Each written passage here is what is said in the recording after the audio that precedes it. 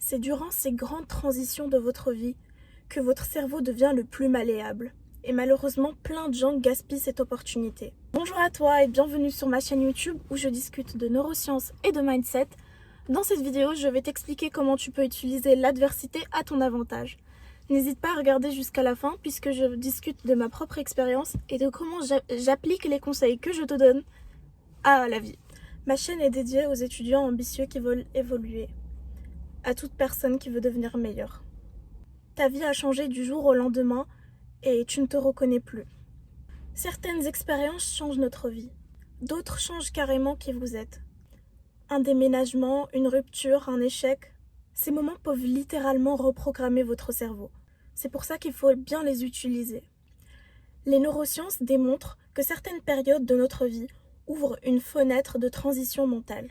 Si vous comprenez comment elles fonctionnent, vous pouvez littéralement redéfinir qui vous êtes. Trêve de bavardage.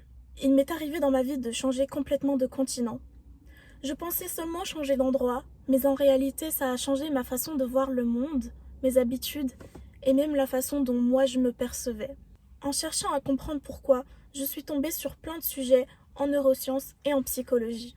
Le premier concept s'appelle la dissonance cognitive, ou cognitive dissonance en anglais. La dissonance cognitive est définie comme l'inconfort mental que l'on ressent lorsque notre vision qu'on a de nous-mêmes n'est plus en accord avec la réalité. Par exemple, si vous vous voyez comme quelqu'un de stable et que votre environnement change du jour au lendemain, votre cerveau doit en quelque sorte remettre à jour votre identité. Par exemple, si tu te définis comme quelqu'un de fort et qu'un jour tu te fais violenter par plusieurs personnes, tu remets en question cette vision que tu avais de toi-même. Et c'est là que notre cerveau devient particulièrement intéressant. Puisque le deuxième principe entre en jeu, il s'agit de la plasticité cérébrale. Peut-être que vous le savez déjà, la plasticité neuronale est définie comme la capacité qu'a notre cerveau à modifier ses connexions neuronales préétablies. Et plus vous stimulez certains chemins neuronaux, comme un sentier que vous empruntez de plus en plus facile vous aurez à repasser par le même chemin. C'est pour ça que en maths, plus on fait d'exercices, mieux on excelle. Mais ce qui détermine réellement la transformation, c'est le troisième concept. Il s'agit de la résilience. La résilience, c'est la capacité à s'adapter après un changement ou une difficulté. Certains chercheurs comme Anne Maston parlent de concepts comme ordinary magic. Qu'est-ce que ça veut dire? Que la résilience est un phénomène complètement normal qu'a votre cerveau. Voici mes 3 conseils. La première chose qui peut t'aider, c'est de nommer cette transition. En tout cas, mettre des mots qui ont un sens à tes yeux sur ce qui se passe. Par exemple, tu peux dire « Je suis en train de me séparer de telle personne » et ce n'est pas grave. Puisque quand tu décris ce que tu vis, ton cerveau a moins tendance à ruminer et à avoir des pensées négatives.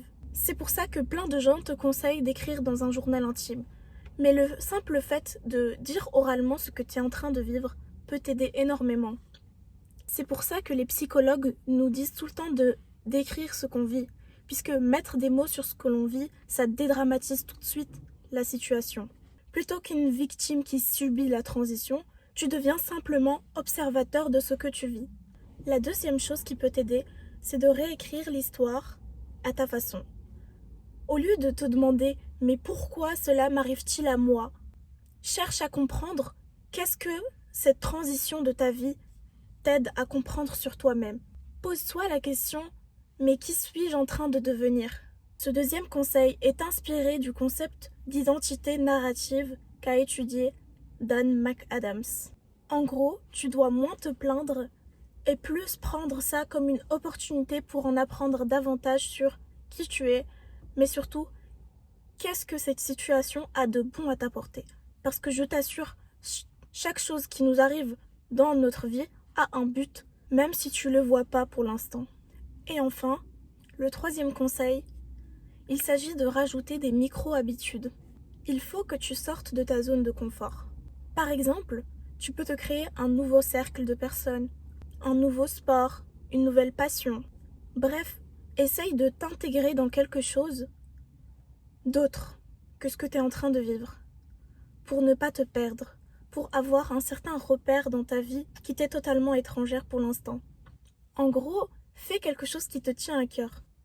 Personnellement, je me rappelle que quand j'étais très très loin de mon pays natal, ce qui m'a le plus aidé, ça a été de m'inscrire dans des cours de taekwondo, puisque ça me rappelait la moi enfant qui faisait du taekwondo et qui adorait ça. Et puis, ça m'a permis de rencontrer de nouvelles personnes. Et je pense que ça m'a rajouté un repère dans ma vie qui était étrangère à ce moment-là. Donc voilà, je vous conseille vraiment quelque chose qui vous tient à cœur, que ce soit une passion, un sport. Ça peut être juste aller faire les courses et cuisiner un plat qui vous plaît, ou encore sortir marcher une fois par semaine pendant 2 heures, ou bien même appeler quelqu'un de cher à vos yeux 5 minutes avant de dormir. En fait, les transitions de vie ne détruisent pas votre identité, mais elles obligent votre cerveau à en trouver une nouvelle. C'est une grande opportunité que vous avez de pouvoir vous réécrire, vous redéfinir, car nous sommes des êtres multiples qui changent tout au long de leur vie. Nous ne pouvons pas rester constamment la même personne. Ce ne serait pas possible. Si votre environnement change, vous êtes préconditionné à changer avec. En biologie évolutive, l'intelligence est définie comme la capacité à s'adapter à son environnement. Alors soyez des gens intelligents, faites preuve de flexibilité mentale et moins de rigidité. Quand j'ai déménagé, je n'avais pas simplement changé d'endroit.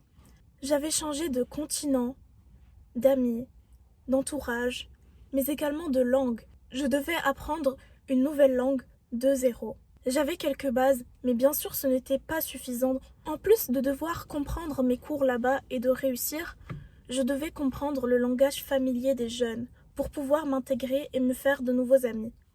C'était très compliqué pour moi au début, car malgré le fait que je voulais m'intégrer et rigoler avec eux, je ne comprenais pas toujours tout ce qu'ils disaient. Je ne sais pas si vous voyez la trend où les gens, international students, se disent « C'est dommage que mes amis ne comprendront pas à quel point je suis drôle dans ma langue maternelle. » Voilà ce que je ressentais exactement. Malgré que ce n'était pas facile pour moi, j'ai pris la décision consciente et voulue de prendre ça comme une opportunité. Si je suis en train de vivre ça, c'est que ça m'a été destiné. Alors, j'ai commencé à me créer une nouvelle routine. En fait, je n'ai pas laissé la Sabile d'avant, mais la Sabile d'avant était toujours avec moi. Mais j'étais en train de devenir une autre Sabile, qui est composée de la moi d'avant, mais de la moi actuelle. Et la moi actuelle, ce qu'il décide de faire, impactera la moi du futur. Alors, j'ai décidé de me réinventer. Par exemple, j'ai mieux travaillé ma communication. En gros, j'ai appris à parler plus calmement, plus sereinement, en utilisant un vocabulaire mieux adapté. Aussi, je me rappelle que j'avais plus confiance en moi, puisque je ne comprenais pas très bien ce que je disais. Je sais pas si vous arriverez à comprendre, mais les gens bilingues, je pense qu'ils comprennent ce que je suis en train de raconter. Quand vous parlez une autre langue, j'ai l'impression que les mots n'ont pas le même impact sur ce que vous dites.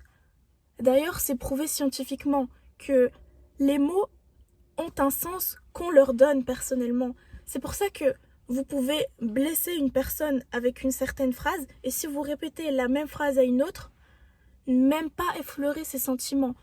Par exemple, si je dis « je t'aime » à quelqu'un, ce ne sera pas traduit par le même degré d'amour.